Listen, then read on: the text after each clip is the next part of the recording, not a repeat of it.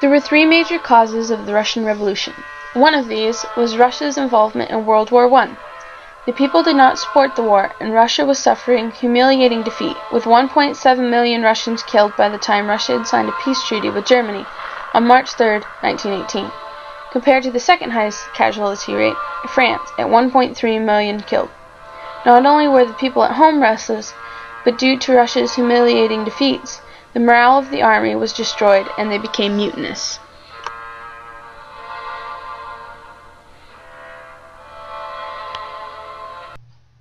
A second cause of the revolution was the Russo-Japanese War in 1904. The Japanese defeated Russia in a war that had never been very popular with the people. Finally, and perhaps most importantly, was Bloody Sunday. On January 22, 1905, factory workers peacefully marched towards the Winter Palace with a petition for the Tsar to improve their lives. Palace guards fired on innocent men, women, and children.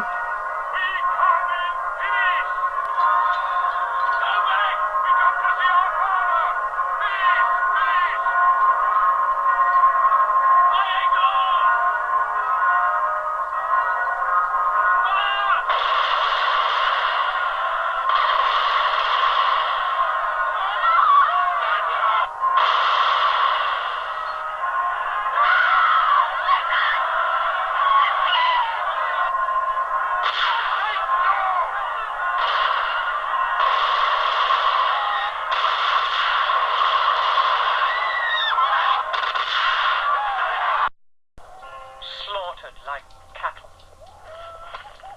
He didn't come. He never came.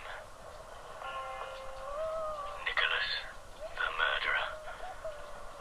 The bloody, bloody murderer.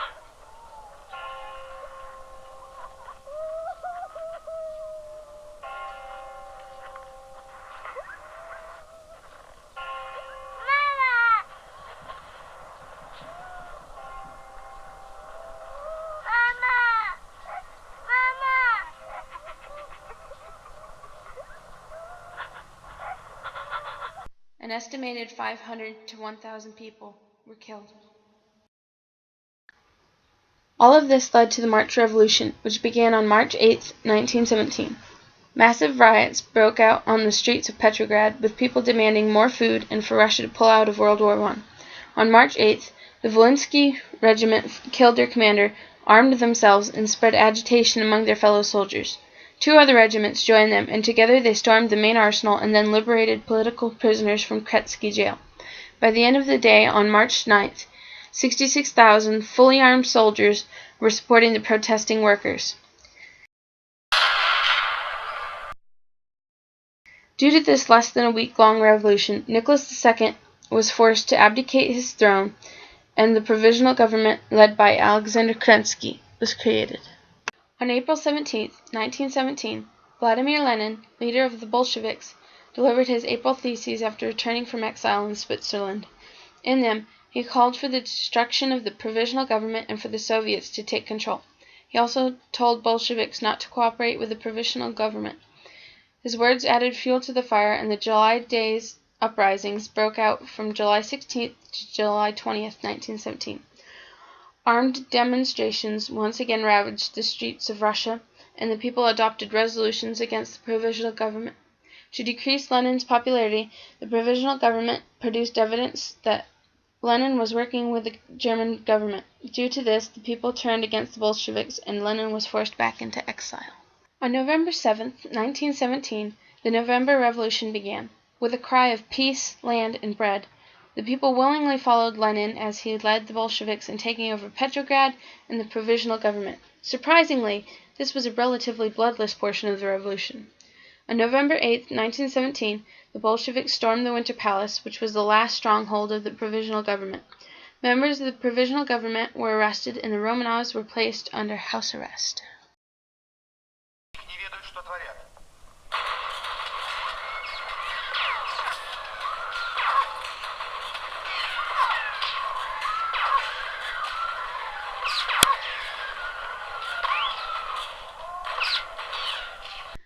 On July 17, 1917, the Romanov family and the servants that followed them into exile were executed in Yekaterinburg at Upatiev House.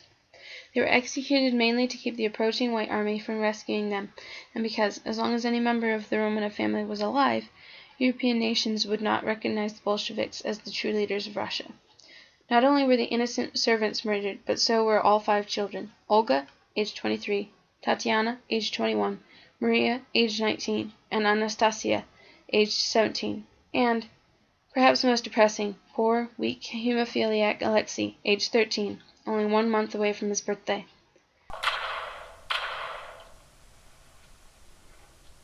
On December 30th, 1922, the Union of Soviet Socialist Republics was established and led by Vladimir Lenin. But Russia still faced many problems. It still had to recover from the civil war that had ravaged it ever since June 1917 and had many other adversities heading its way in the future.